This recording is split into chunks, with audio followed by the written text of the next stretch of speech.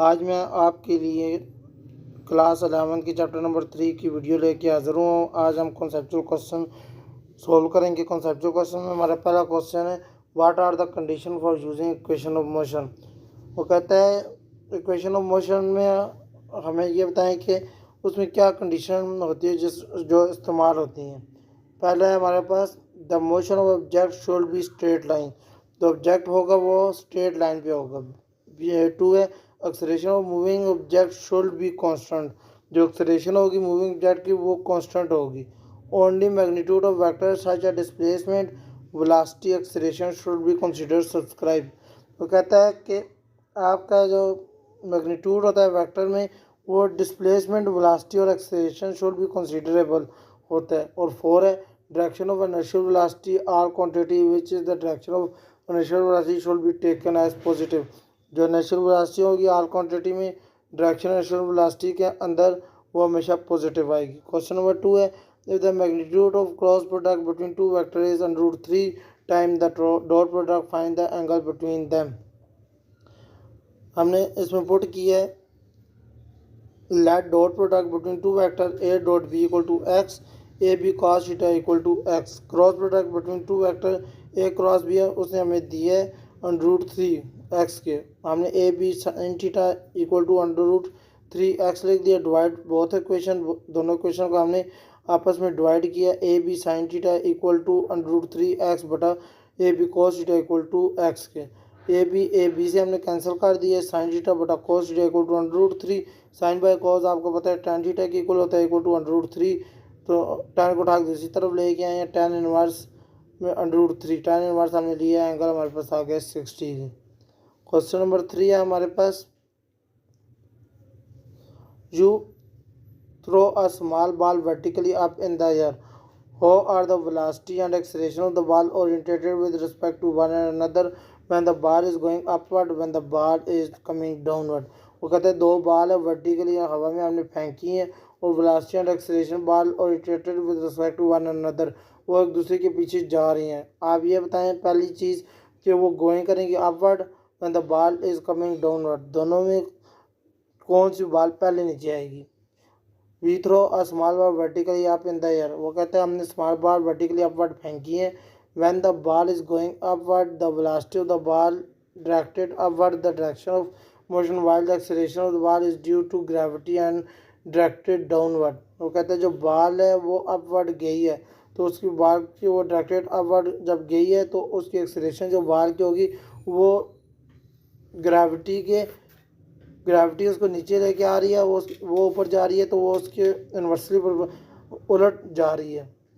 When the ball is की तरफ आ रही है the velocity of ball directed downward the direction of motion and acceleration of ball is due to gravity directed downward, तो उसकी जो ग्रेविटेशन और ग्रेविटी होगी वो डाउनवर्ड जाएगी।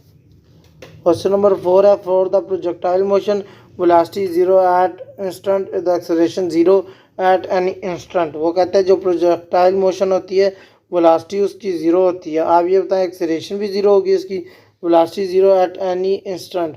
वो कहते हैं वेलोसिटी 0 हो सकती है किसी भी मकाम पे, the velocity is never 0 at instant. और कभी कभार कई केस में वो वेलोसिटी 0 नहीं भी होती। While vertical component of the velocity 0 peak trajectory, जब पीक ट्रैजेक्टरी पे वो बाहर या कोई चीज़ जाएगी तो उसकी वेलोसिटी 0 होगी। हॉरिजॉन्टल कंपोनेंट रिमेन कांस्टेंट, लेकिन हॉरिजॉन्टल कंपोनेंट में वो कांस्टेंट होती है। Non zero resulting non zero overall velocity, वो कहते हैं नॉन जीरो रिजल्टिंग में वो कभी 0 नहीं होगी। Acceleration 0 at any instant, acceleration 0 हो सकती है किसी भी मुकाम पे। द एक्सेलरेशन इज़ नेवर 0, और कभी कभार नहीं भी होगी। The acceleration due to gravity 9.8, उसकी जो ग्रेविटी होगी वो हमेशा 9.8 ही रहेगी। एक डाउनवर्ड थ्रू इंटर मोशन, वो किसी भी मोशन में जब जाएगी। क्वेश्चन नंबर 5 है हमारे पास, constructed motion diagram show the velocity and acceleration projectile at several point path assuming the projectile launch horizontally and projectile launch angle theta. वो कहते हैं दो डायग्राम बनाएं और दोनों डायग्राम में पहली डायग्राम में आप हॉरिजॉन्टल उसको फेंकें और उसका एंगल के बारे में बताएं, और दूसरा जो है वो दोनों तरफ फेंकें और उसका एंगल बताएं। फर्स्ट डायग्राम में प्रोजेक्टाइल लॉन्च हॉरिजॉन्टली, हॉरिजॉन्टल हमने इसको फेंका है और जो एंगल बना है हमने बताया है।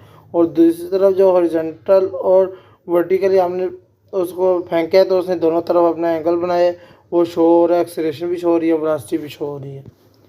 आगे क्वेश्चन नंबर 6 है, an aeroplane while flying horizontally drop a bomb when reach exactly above the target but the miss it explain. कहते हैं एक एरोप्लेन है जो हॉरिजॉन्टल उड़ रहा है और बम उसने फेंका है तो वो टारगेट में जाके लग गया, लेकिन कभी कभार वो मिस हो जाता है, क्यों, इसकी क्या वजह है? The bomb miss the target because it main horizontal velocity airplane after being release as a result following parabolic trajectory and land at high target. जब बम मिस्ड होता है टारगेट में, इट रिमेन हॉरिजॉन्टल, वो horizontal direction में होता है। Airplane after being release, airplane उसको release तो कर देता है, उसका रिजल्ट क्या लगता है? पैराबोलिक ट्रैजेक्टरी, वो लैंड पे आके लगता है। Rather the dropping straight down, वो नीचे सीधा आता है। टू हिट द टारगेट, वो अपने टारगेट को हिट करता है। The bomb release before the airplane is directed above the target, जो एयरप्लेन है वो बम जो है वो टारगेट करता है उसको अपने accounting the horizontal distance travel while flying, और अकाउंटेबिलिटी वो रखता है अपनी हॉरिजॉन्टल डिस्टेंस में वो कितना ऊपर ट्रैवल कर रहा है। क्वेश्चन नंबर 7 है हमारे पास, what is the difference between explosion and collision, given and example. बच्चों ये क्वेश्चन नंबर 8 इस जगह गलती से आ गया, तो क्वेश्चन नंबर 7 का आंसर ही है ये। And explosion is suddenly wallet release the energy that causes rapidly increase volume and release of gases forcefully outward expansion। वो कहता है जब भी एक्सप्लोजन होगा वो वायलेट करेगा एनर्जी को और रैपिडली इंक्रीज करेगा वॉल्यूम को गैसेस की, और वो आउटवर्ड एक्सपेंशन करेगा, आउटवर्ड उसका एक्सप्लोजन होगा।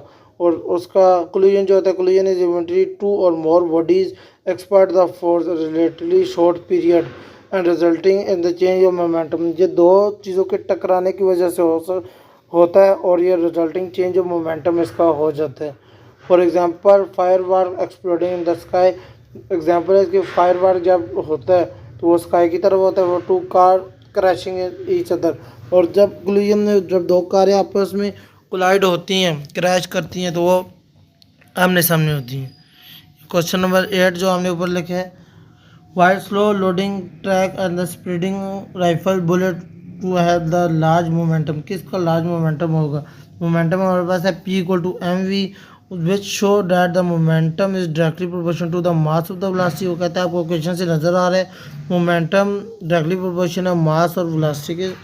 Slow moving loaded truck large मास है लार्ज मोमेंटम, जो ट्रक है उसका लार्ज मास होता है और उसका लार्ज मोमेंटम भी होता है क्योंकि एम और पी मोमेंटम और मास आपस में डायरेक्टली प्रोपोर्शनल है।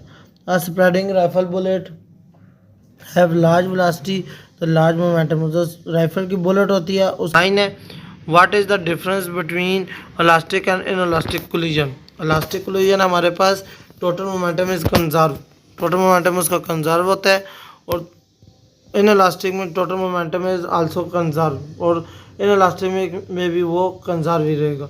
Total kinetic energy is conserve, total kinetic energy conserve होगी, total kinetic energy is not conserve, और उसकी टोटल काइनेटिक एनर्जी कंजर्व नहीं होगी। फोर्स इंक्लूड और कंस्ट्रक्टिवली, वो कहते हैं उसकी फोर्स जो होती है वो कंस्ट्रक्टिव होती है, और force invalid are non forces, और इसकी फोर्स जो होती है इनवैलिड होती है। बच्चों इन सब का जो एक पॉइंट है, पॉइंट का एक mechanical energy is not despite, mechanical energy is despite into the heat light sound etc.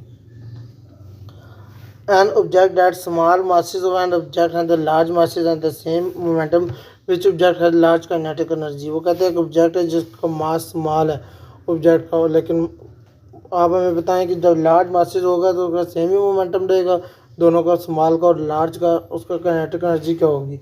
Momentum है P equal to M V, V equal to P by M, kinetic energy equal to 1/2 M V square होता है। Kinetic energy 1/2 M we की जगह हमने value put कर दिया P by M का square, तो बच्चों काइनेटिक एनर्जी हमारे पास आ जाएगी हाफ P स्क्वायर बटा M square. Shore the momentum constant kinetic energy is inversely proportional to their masses, क्योंकि काइनेटिक एनर्जी इनवर्सली प्रोपोर्शनल होती है इसके मासेस की।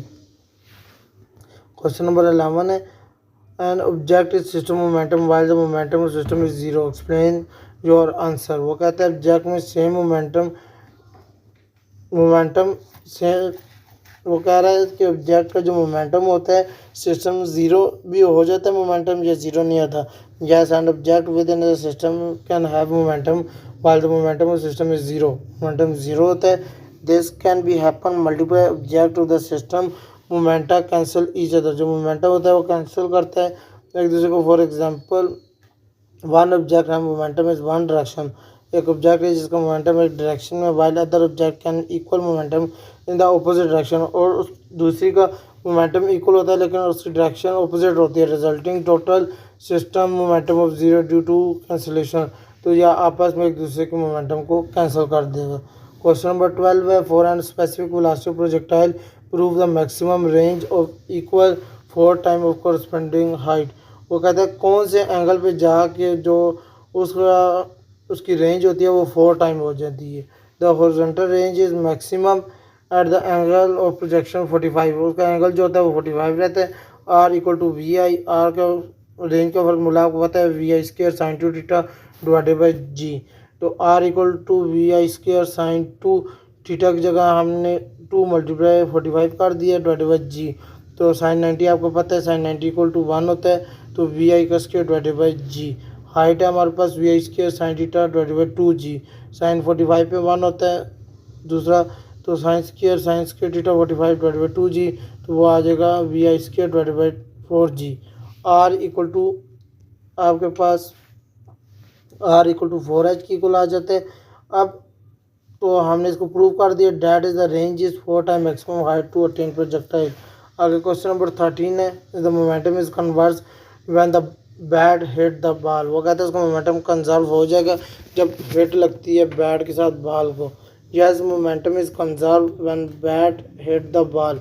जब बॉल हिट होती है बैट के साथ तो उसका मोमेंटम कंजर्व हो जाता है। According to principle of conservation of momentum the total momentum of closing system remain constant. जो क्लोज सिस्टम होता है वो कांस्टेंट होता है। No external force act on it, कोई एक्सटर्नल फोर्स उस पर एक्ट नहीं करती। In this while the bat expert of force on the ball. जो बैट होता है वो एक्सपर्ट होता है फोर्स ऑन द बॉल पे। The ball exert equal and opposite forces. जो बॉल होती है वो इक्वल एंड अपोजिट फोर्सेज उस पर लागू होती है on the ball due to Newton third law of motion. उसमें न्यूटन थर्ड लॉ आते हैं ensuring that the total momentum of the bat and ball remain unchange before after one collision. उसका टोटल मोमेंटम कभी भी चेंज नहीं होता जब उसका कोलिजन एक टाइम पे होता है।